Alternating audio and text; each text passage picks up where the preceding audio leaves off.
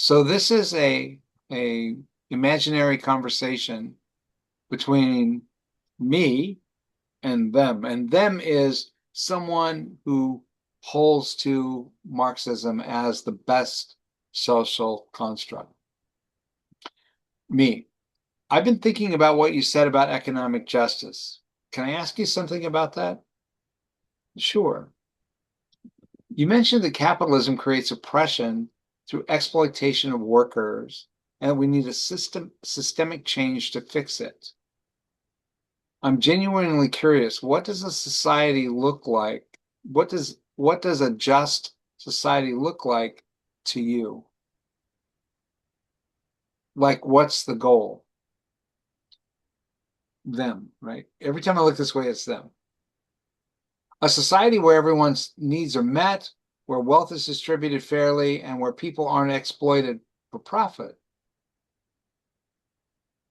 That sounds really good. So help me understand something.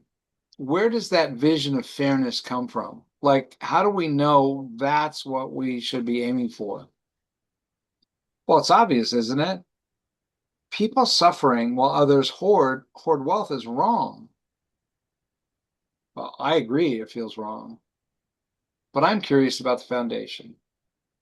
In a materialist worldview, which Marxism is, where we're just matter in motion, shaped by economic forces, where does wrongness come from? How do we know exploitation is actually wrong and not just?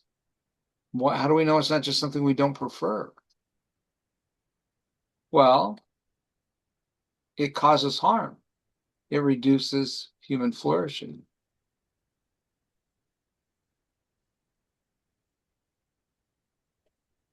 Okay, this is interesting.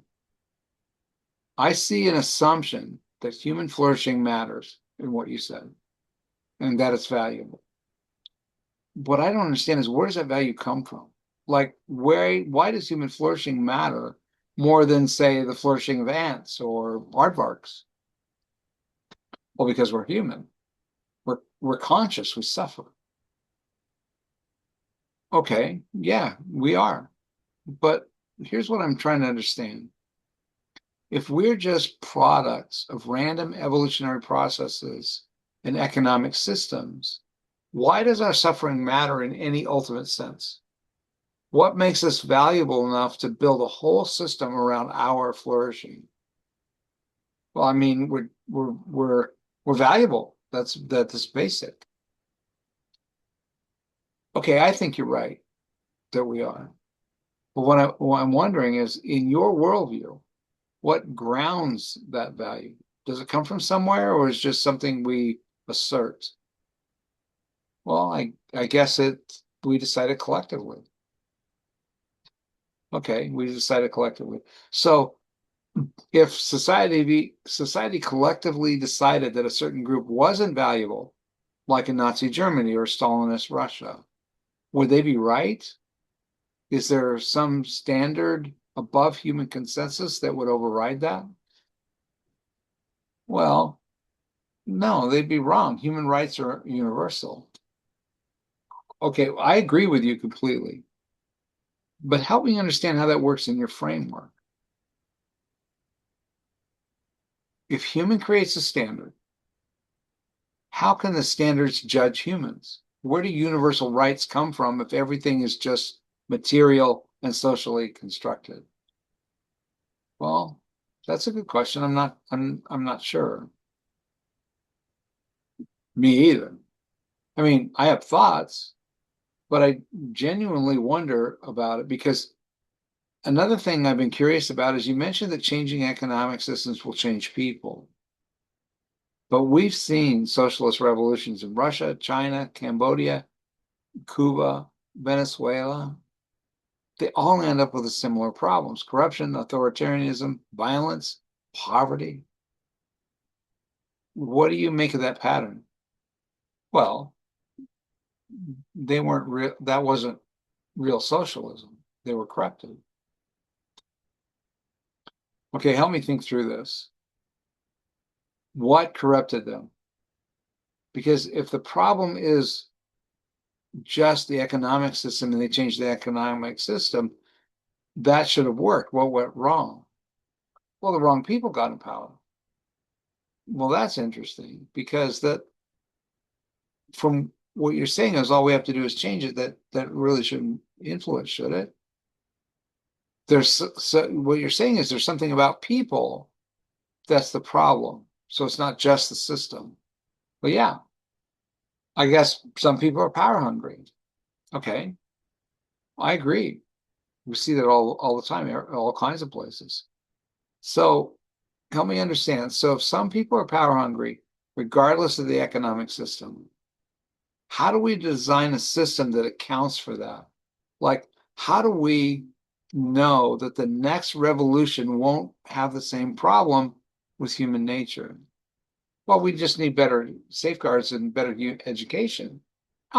Education is the answer. Maybe. But again, I can't help but wonder if the consistent pattern is that humans misuse power, regardless of the system. Doesn't that suggest that the problem is deeper than economics? You say the problem is economics, but what you're also indicating from this conversation is that the problem is deeper than economics. Like there's something internal to humans that's other than external structures. Well, maybe it's both. Okay, that's fair. That's fair. Maybe it is both. So let's say it is both external systems and something internal to humans. How do we fix the internal part? Can a new economic system that you're proposing change the human heart? Well, I don't know. That's a harder question. You would hope so. Yeah, it is a harder question. And how do we hope in something that hasn't proven reliable so far? This is where I keep landing. If there's something broken inside humans, not just around them, then doesn't it make sense that we would need a system, a solution that addresses the brokenness inside of humans? What would that even look like? Do you see what I've done with that conversation? Do you see the tactics approach in that?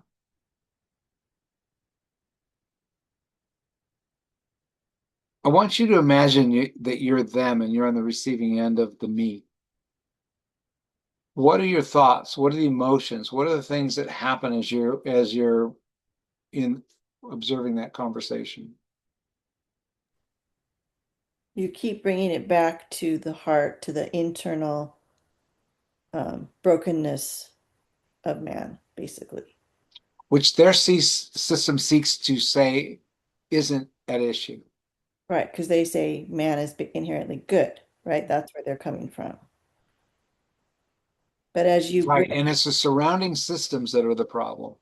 right, but as you kept turning it back to the fact that there is a brokenness, helping them to see that there is one, and what do you do with that? You kept asking that in different ways. And you notice how it led them to the point where they introduced that idea. Mm, mhm. So in that conversation, it's going to have more weight because they introduced the idea. No, it's not manipulation. People accuse me of manipulation of this. It's not. I'm not trying to emotionally coerce them into thinking, believing, or doing something they wouldn't normally. What I'm trying to do is get them to step outside of their emotional commitment to an idea. So I'm actually doing the opposite of manipulation. I'm demanipulizing them because they have been manipulated. I think that's a new word, demanipulizing. Demanipulizing. I'm gonna have to demanip Isn't that like the taking the roof off, like he says? Kind of. kind of, yeah. Yeah. Yeah. Yeah. No. What else do you see if you're sitting there as the them and you hear that coming from me? What do you think? What do you emotionally experience? If it were me, I'd be a little humbled and embarrassed.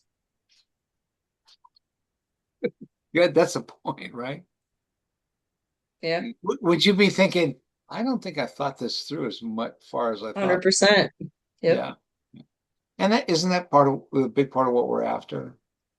But we want to do it without rubbing their nose in. And I can almost hear an argument of like, well, it'll be different in the US because we've elected the people that are in the positions ensuring that the system is upheld the way it's supposed to. So you're telling me you are satisfied with your election results? Oh, did you step in that one, huh, Jennifer? Right? Because it works so well for Well, us. because we can say, okay, let's take a look at the states and the cities where this is being promoted and integrated. To a greater Chicago, Detroit, New York, Los Angeles, San Francisco, Portland, Seattle. Look at those cities. Don't you find it ironic that if the socialist system was the answer, that they would have less homelessness and not more?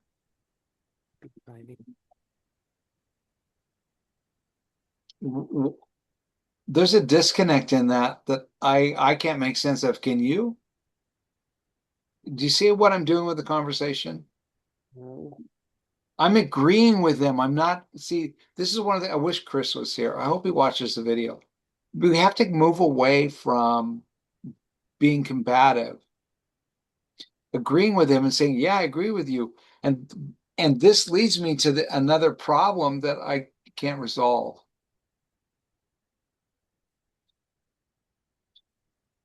I want them to struggle.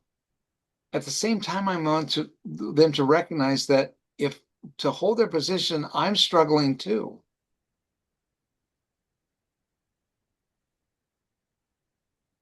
And not just because like no, you have to hear this scripture, you have to accept Jesus, you have to see the truth, but in just the approach of no, that doesn't work. It doesn't work. It's still not working. It's still not But working. I need them to see it. Yeah. I want to, you've all heard the saying, you you can lead a horse to water, but you can't make him drink, right?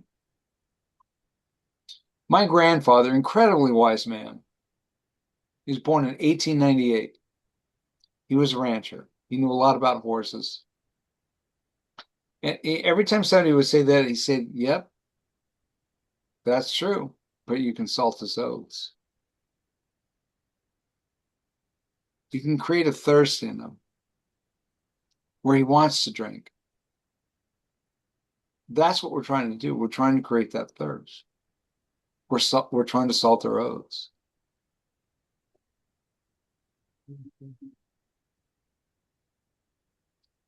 You don't have to prove anything.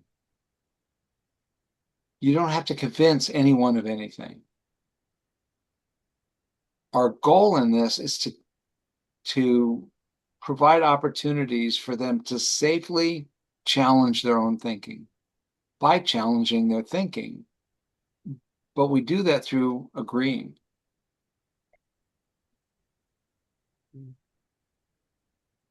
You guys tracking with me? Yeah. All right. Okay. Well, that's good for tonight, I think.